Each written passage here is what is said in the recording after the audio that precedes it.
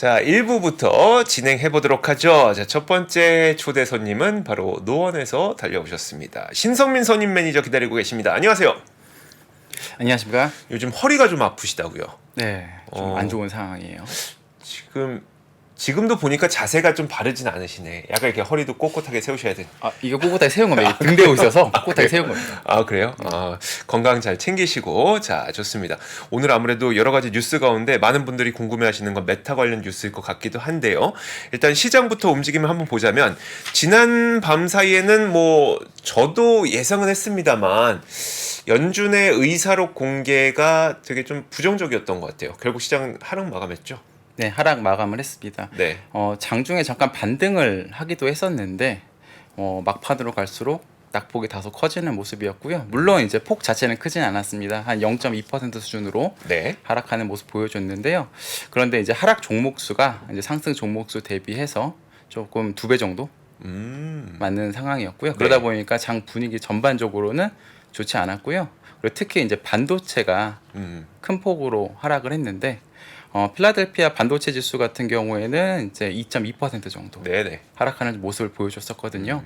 오늘 우리나라 장에도 영향을 많이 미쳤던 뉴스이기도 한데 미중 갈등 관련된 내용들이 좀 나왔고요. 관련된 내용을 좀 자세히 한번 짚어보도록 하겠습니다. 알겠습니다. 일단 제닛 옐런 재무장관이 지금 조금 전에 베이징에 도착했더라고요. 네. 베이징에 도착해서 이제 본격적인 이 중국과의 대화를 해 나갈 텐데 그에 앞서서 중국이 자꾸 이제 반도체 갖고 딴지를 걸었었죠. 이것 때문에 반도체 기업들의 주가가 좀 안 좋았던 거고요. 네, 그것도 있고 솔직히 양쪽이 다 한 네. 번씩 주고받았던 것 같고요. 근데 중국 쪽에서는 이걸로 끝나지 않겠다 이런 식으로 얘기를 했기 때문에 추가적인 조치도 예상되는 상황이고 네. 그러다 보니까 옐런이 이제 방중하는 거에 대해서 좀 관심이 많은 상황입니다. 그렇죠. 자, 반도체 한번 그 이야기를 해주세요. 일단은 옐런 얘기를 하기 전에 그 전에 어떤 일들이 좀 있었는지 좀 짚어볼 필요가 있을 것 같은데요. 일단은 중국이 이제 올해 들어서 마이크론 제재하겠다 네. 얘기를 먼저 했었었고요. 그 이후에 AI 칩 관련돼서 미국이 중국에 수출하는 거에 대해서 기존에 이제 그 좀 저가형 모델도 네. 제재를 하겠다라고 맞불을 났었던 상황이었고 그 이후에 이제 갈륨이라든가 이제 게르마늄 같이 이제 소재 광물 관련돼서 이제 수출을 통제하겠다 중국이 또 네. 이렇게 맞서는 상황이었습니다. 그런데 이제 갈륨이나 게르마늄 같은 경우에는 그 일본이라든가 미국에서도 나긴 하거든요. 네. 그렇다 보니까 이것 때문에 반도체를 생산 못한다 이런 건 아닌데 다만 이제 추가적인 조치가 있을 수도 있다라는 것 때문에 시장 분위기를 좀 악화시켰던 요인들을 보시면 될 것 같고요. 갈륨이라든가 게르마늄 같은 경우에는 반도체뿐만 아니라 LED라든가 그리고 태양광 패널 네. 등에 사용하는 이제 소재다 보시면 될 것 같고요.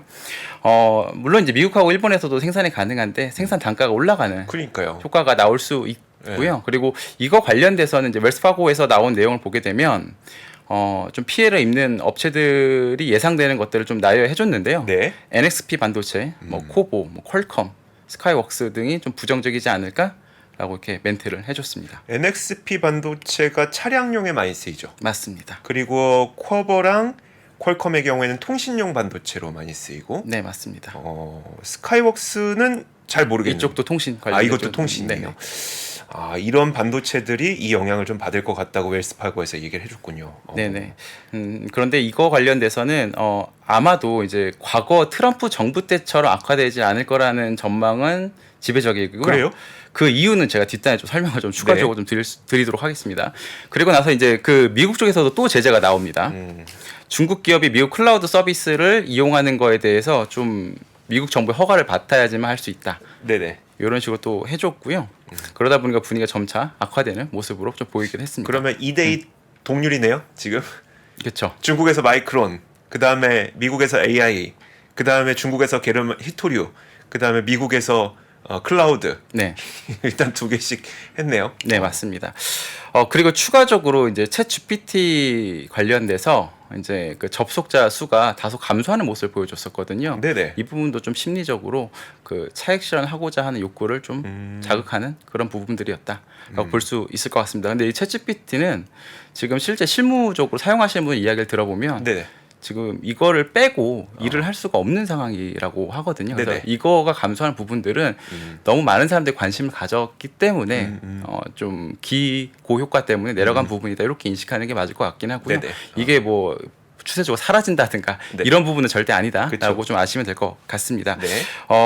제가 이제 그 요즘에 나온 단어 중에서 이제 그 디리스킹이라는 단어가 있습니다. 네, 많죠. 네, 그 뭐 내용을 좀 설명드릴 필요가 있을 것 같아요. 그 최근에 그 기존의 디커플링이라는 단어를 쓰다가 네. 디리스킹이라고 단어가 바뀌었거든요. 네. 그 6월달에 그 토니 블링컨 미국 국무장관이 이제 방중하고 나서 했던 얘기인데요. 이제는 이제 디커플링이 아니라 디리스킹이다 이렇게 얘기를 해줬는데 그게 어떤 내용이냐면 디커플링 같은 경우에는 우리가 사실 그 증시에서 많이 하는 얘기입니다. 네네. 미국 증시와 우리나라 증시가 따로 가면 디커플링이다 이런 얘기 많이 하는데요. 맞아요. 그랬죠. 외교적으로는 그런 얘기는 아니고요. 아예 배제하는 공급망에서 배제하는 걸 이제 디커플링이다라고 네네. 보시면 될 것 같고요. 디리스킹은 배제는 아니고요. 기존의 동맹국들을 성장시켜서 중국과 경쟁시키는 그런 형태로 가서 중국의 경쟁력을 약화시키겠다. 네네. 이런 방향으로 간다 보시면 될 것 같고요.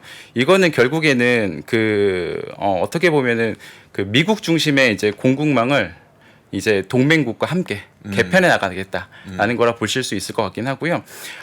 또 어떻게 보면은 또 외교적으로는 중국을 좀 한 단계 낮게 보는 그런 전략 중에 하나다 보시면 될 것 같아요. 그래서 결국에는 시간이 지났을 때 그 중국의 기업들과 경쟁을 하다 보면은 아무래도 영업이익률이 좀 감소하지 않겠습니까? 네네. 워낙 가격 네. 싸움을 해야 되니까요. 해야 되니까요. 네. 그러다 보니까 결국에는 경쟁력이 점점 낮아지는 그런 국면으로 가고 있다.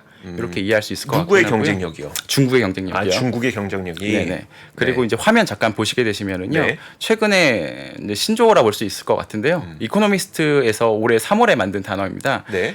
알타시아라는 단어가 새로 생겼는데요. 알타시아? 예, 뭐 강아지 이름 같네요. 강아지 이름 같고 약간 알타리 버섯 뭐 다음 버전인 것 같기도 하고 그렇긴 네네. 한데요.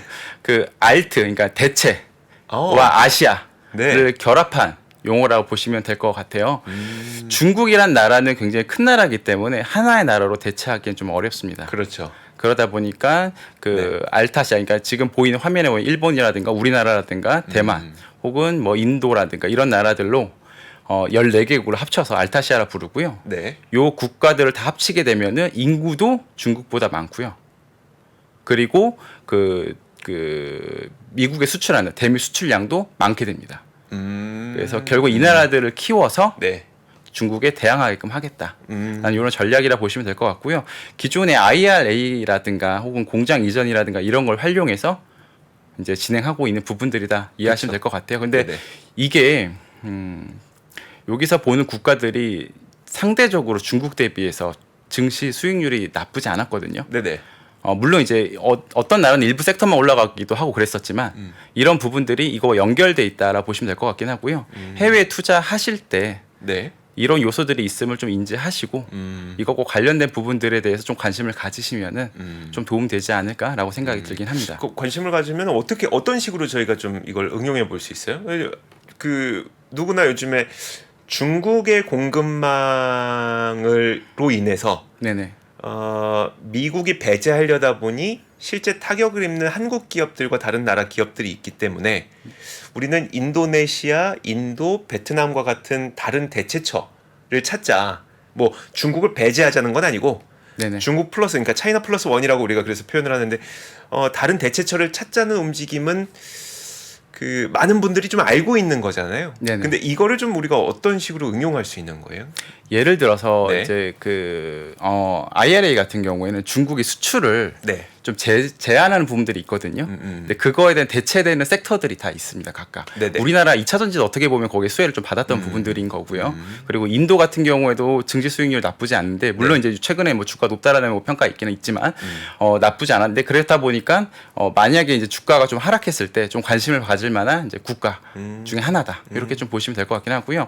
결국에는 그 기술력이 있는 한국이라든가 일본이라든가 대만 같은 경우에는 이제 중국의 기술을 대체할 수 있는 있는 국가라 보시면 될 수 있을 것 같고 네. 인도라든가 이런 국가들은 이제 노동력을 음. 대체할 수 있는 국가다 이렇게 보시면 될 것 같아요. 그래서 실제 애플도 공장을 상당 부분 인도로 이전하고 있는 그렇죠. 그런 과정이다 이렇게 이해하시면 될 것 같고요. 그리고 추가적으로 이제 이런 겁니다. 그 예전에 그 미중 무역 분쟁이 본격적으로 발생했었던 2018년도 생각을 해보면 네. 미국의 피해도 적지 않았습니다. 맞아요. 네. 그때 당시에 미국 주가도 상당히 많이 빠졌었는데요. 그 디커플링이 되게 되면 미국도 피해를 많이 본다라는 거를 알게 됐거든요. 네. 근데 이런 식으로 디리스킹이 되면 서서히 이제 그 미국의 힘이 커지는 거고 갑작스럽게 중국에 빠지거나 그러지는 않습니다. 네네. 중국도 결국 미국의 수출을 계속 합니다. 같이 그쵸. 경쟁 속에 수출할 뿐이지. 왜냐하면 미국에서 이제 공장 짓는다 그랬잖아요. 반도체 공장 짓고 뭐 배터리 공장 짓고 하면 뭐 시멘트는 아니겠지만 뭐 철강 이런 거 필요하잖아요. 그럼 그 철강 어디서 갖고 올 거냐고요. 중국에서 갖고 와야죠. 네네. 그러니까 계속 수출은 하겠죠. 수출 수입은. 중국을 아예 뺄 수는 없죠. 네네. 배제할 수는 없죠. 네. 그렇지만 서서히 그 영향력을 줄여나갈 수는 있겠죠. 그래서 2018년도 했었던 그 미중 무역 분쟁 때보다는 훨씬 더 완화된 방법이고 미국 쪽에 좀 더 유리한 방법이다. 이렇게 이해하시면 될 것 같고 그렇기 때문에 아까 제가 과거 트럼프 때처럼 되기는 조금 어려울 것이다 네. 라고 말씀드렸던 부분들이 전략이 바뀌었기 때문에 그렇습니다. 앞에 복선을 까셨네요. 네. 네. 서로 연결되게끔 네. 네, 떡밥을 이제 회수하는 이제 그런 부분들이다. 그리고요. 좋아요. 네. 네. 그리고 결국에는 마치 이거는요. 대기업이 납품업체를 네. 상대하는 법과 유사합니다.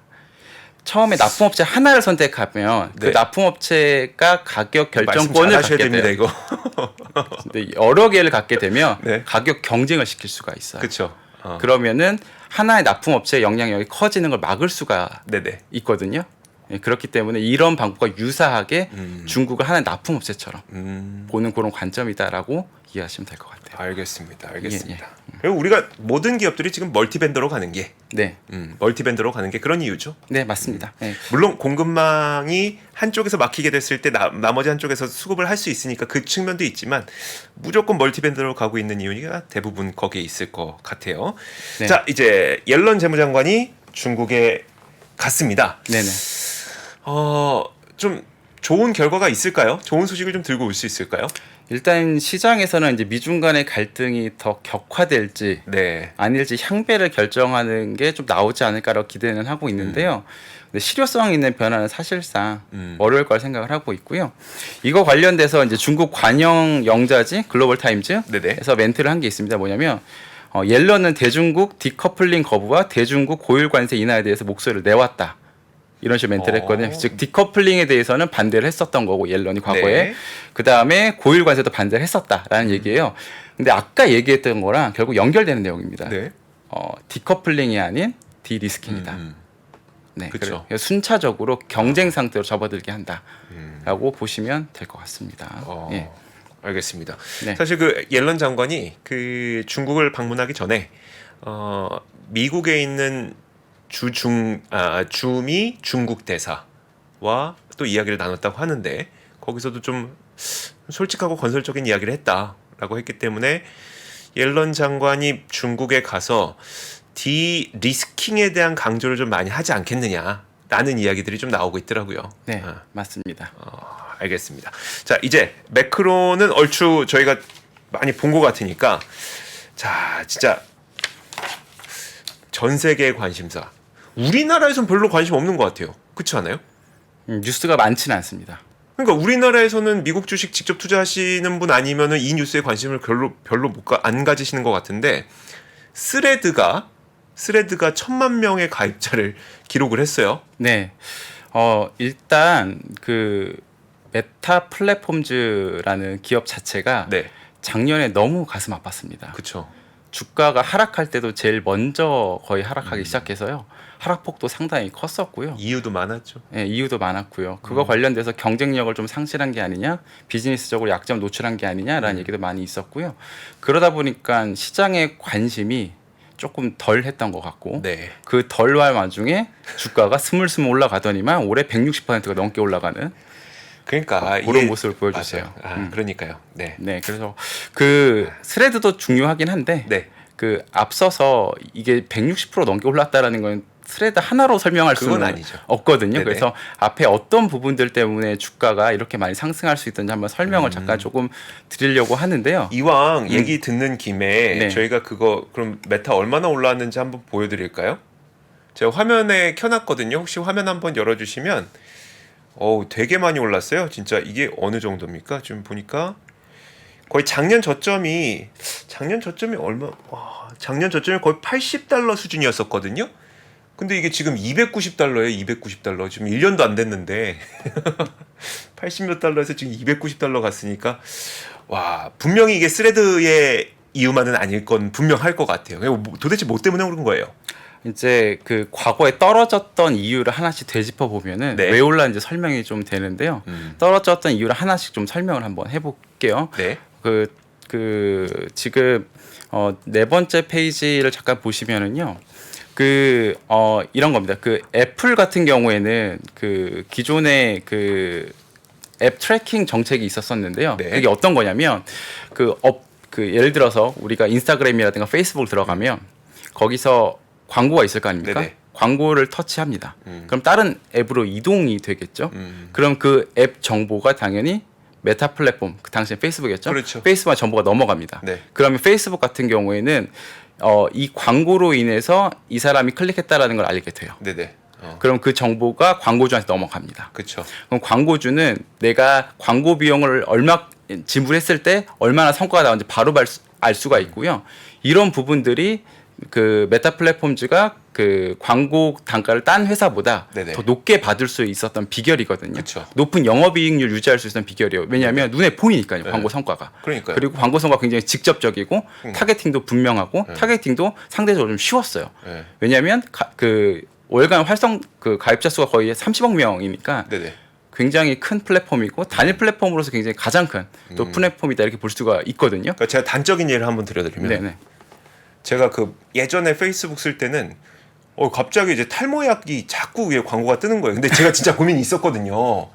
그러다가 이 iOS에서 이제 개인정보 안 주겠다 그랬잖아요. 애플 쪽에서. 딱 그러고 나서 저한테 뜨는 광고들이 이렇게 데이트 광고가 뜨는 거예요. 난 관심도 없는데. 그래서 이거 확실히 좀 끝났구나라는 생각을 그때 했었거든요. 그러니까 이게 나의 개인정보를 받을 수 있었을 때와 못 받았을 때 메타가 광고의 타겟팅이 전혀 안 되는구나를 제가 진짜 단적으로 느꼈었거든요. 네, 그렇습니다. 그래서 이제 화면에 보시면은 결국에는 이렇게 바뀌었습니다. 이게 어떻게 바뀐 거냐면 그 애플의 iOS 업데이트 이후에 네. 그 원래는 이런 어떤 앱을 추정하고 요청하다 허용하는 부분들이 자동으로 원래 허용이 됐었어요. 기본값이. 네네. 근데 이제는 그게 아니고 기본값이 허용 안 하는 거고요. 허용이라는 걸 따로 해줘야지만 허용이 됩니다. 맞아요. 그러면 대다수가 허용을 안 하겠죠. 안 하죠. 그래서 실제로 85%가 허용을 안 했습니다. 네. 결국에는 메타 플랫폼주의 경쟁력이라는 것은 정밀한 타겟팅에 있었거든요. 네네. 그 경쟁력을 잃어버린 꼴이 돼버렸습니다. 그러니까요. 그러다 보니까 이제 광고 단가가 낮아지기 시작했고 네. 그것뿐만 아니라 하필 그때 틱톡이 등장해서 네. 엄청난 성장을 이루면서 틱톡한테도 많이 또 사용자를 뺏기기도 하고 또 개인정보 유출 관련돼서도 문제가 있었다 보니까 사람들이 이제 좀 이거 내 정보 괜히 나가는 거 아니야라는 또 의구심이 드는 그쵸. 또 부분들도 있다 보니까 겸사겸사 주가가 큰 폭으로 좀 하락하는 부분들이 보여줬는데요. 이 부분들이 좀 어느 정도는 최근에 해소되는 모습이 보여줬습니다. 왜 그러냐면 네. 그 메타 플랫폼즈가 최근에 뭐 챗GPT 관련돼서 AI 또 준비하기도 했지만 원래 AI 부분에 대해서 어느 정도는 할 줄 아는 회사였었거든요. 네, 어드밴티지 플러스라 그래서 작년 8월 정도에 본격적으로 출시한 서비스가 있어요. 네. 이 서비스를 쓰게 되면은 일단은 광고 대상도 얘네가 조금 그러니까 타겟팅 할 만한 그 광고 대상을 자동으로 정해주는 부분들도 있고 그것뿐만 아니라 이제 자동으로 광고 배치도 해주고 그에 따라서 네. 그리고 성과 측정도 어느 정도 정밀하게 됩니다. 물론 이제 앱을 이제 추적했을 때보다는 그러니까 iOS상에서 이제 앱을 자동으로 추적했을 때보다는 못하지만 거의 한 70에서 80% 정도 거의 비슷하게 흉내낸다고 합니다. 그 어드밴티지 플러스는 구독자가 돈 내고 가입하는 거예요? 아니요, 그렇진 않고 이제 광고주가. 광고주가. 예. 네네. 네, 그렇게 되는데 이 부분들이 시간이 지나면 지날수록 점점 정밀해지고 있어요. 아. 그러니까 어느 순간이 되면 그러니까 AI라는 거는 결국에는 시간이 지날수록 좀 더 똑똑해지죠. 똑똑해질 수밖에 없는 네. 거잖아요. 반복 학습 네. 때문에 결국에는 과거의 그 애플의 정책으로부터 어느 정도는 이 리스크가 많이 해소되는 그런 역할을 해줬다라 보면 될 것 같긴 하고요. 그렇다 보니까 이제 또 이제 추가적인 내용들이 계속 나오기 시작합니다. 최근에 또 AI가 발전을 하다 보니까 그런 부분들인데요. 네. 최근에 AI 샌드박스라고 또 출시할 예정인데 이건 어떤 거냐면 생성형 AI 중에서 자동으로 컨텐츠도 제작합니다. 이게 뭐냐면 네. 요즘에 글로 써도 그림을 만들어 네. 주거든요. 심지어 영상도 만들어 줍니다 요새는. 네, 이런 부분들이 이제 고도화되고 있고 그러면은 이제 광고주 입장에서는 컨텐츠도 만들어줘. 적정한 광고 타겟팅도 정해줘. 네네. 광고 성과도 보여주고 그게 나한테 정확하게 보입니다. 또 어떤 성과가 일어났는지.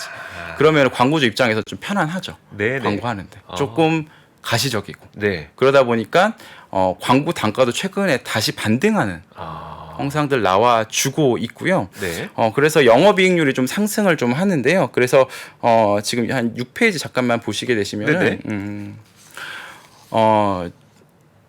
그 전달 광고 수도 그 진한 파란색인데 증가되는 모습들 보여주고 있고 광고당 가격도 다시 좀 반등하는 모습들 보여주고 있어요. 아, 정말 최악이었군요, 진짜. 네, 정말 많이 빠졌다가 정말 최악이었네요. 예, 1분기부터 반등을 이제 하기 시작했습니다. 네네. 그리고 이 부분들이 광고주도 꽤 만족하는 모습들 좀 보여주고 있어서 추후에 그 이제 iOS 그러니까 애플의 정책으로부터 네네. 이제 빠졌던 영업이익이 회복되지 않을까라고 좀 기대감을 좀 갖고 있고요. 그래서 주가가 반등하기 시작을 했습니다. 관련돼서. 네. 네. 그리고 이제 두 번째 부분도 아까 얘기했던 릴스의 그 틱톡 관련된 부분들이 네네. 있는데요. 틱톡이 이제 중국 그렇죠. 어플인데 이게 그 사용자 수가 뭐 벌써 10억 명이 넘어갔습니다. 네네. 이게 뭐 1년 1년 지날 때마다 성장이 엄청 났었거든요. 그러다 보니까 결국에는 어떻게 보면 우리가 글 읽는 것보다 네. 사진 보는 거 동영상이 좀 더 자극적이잖아요. 그렇죠. 이게 쇼츠라 그래서 이제 좀 유튜브 네네. 같은 것도 보게 되면 계속 보게 되지 않습니까? 네. 이런 현상들이 계속 나오면서 결국에는 우리가 흐름이 결국에는 쇼츠 쪽으로 넘어가는 게 아닌가, 짧은 동영상으로 넘어가는 게 아닌가라는 생각을 우리가 갖게 만들었어요. 저도 네. 저는 사실 저희 방송 3프로 TV 방송도 계속 보거든요. 그러니까 워낙 뉴스 업데이트할 게 많다 보니까 그것도 한 2배속으로 보긴 해요. 그 정상 속도로는 잘 못 보겠습니다. 저만 해도 그래요. 요즘에 그 자녀 키우는 분들 네네. 얘기 들어보면은 자녀가 책을 오랫동안 읽는 거 굉장히 힘들어하는 경우가 많아요. 그리고 동영상도 긴 걸 못 봅니다. 맞아요. 동영상도 길면 못 그래서 보더라고요. 1.5배속으로 봅니다. 일반적으로. 전 2배로 본다니까요. 네, 그래서 집중력이 사람들이 점점 떨어지고 있어요. 디지털 시대에. 그래서 짧은 동영상 좀 선호하는 경향이 좀 있고요. 네. 근데 그걸 이제 대항하기 위해서 나온 게 릴스입니다. 네네. 그렇죠. 릴스 같은 경우에는 처음에 이게 잘 될까? 좀 걱정도 우려도 많았었는데 결과적으로는 잘 되고 있어요. 현재 그 재공유하는 그 짧은 동영상이 그 하루에도 20억 개 정도 된다고 하네요. 그러니까 굉장히 많은 거죠. 그 인스타그램과 네네. 그다음에 페이스북 합쳐서 네, 일까요? 합쳐서입니다. 네네, 합쳐서. 20억 개 정도 된다고 하네요. 어. 그러니까 굉장히 잘 되고 있고요. 그래서 이제 그 내년부터는 이게 그 영업이익에 좀 기여를 할 걸로 그렇게 기대를 하고 있습니다. 결국에는 이제 문제가 됐었던 경쟁, 그러니까 네. 틱톡과의 경쟁에서도 어느 정도 이제 가시적인 성과들이 보이기 시작하고요. 네. 문제가 돼서 애플의 iOS 정책으로부터도 어느 정도 해방되는 이 두 가지 리스크가 해소되면서 주가가 쭉 올라줬다. 네네. 이렇게 이해할 수 있을 것 같고요. 그리고 추가적으로 혹시나 네.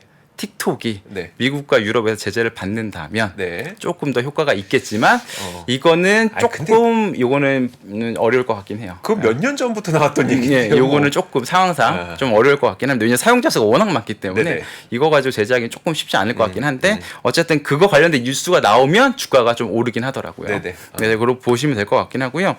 그 다음에 이제 아까 처음에 얘기했던 이제 스레드 얘기 잠깐 하겠습니다. 좋습니다. 스레드. 어우, 저 진짜 기다렸어요. 스레드 같은 경우에 이제 2페이지에 있는데요. 네. 잠시만요. 그 스레드 화면을 잠깐 보시게 되시면 네.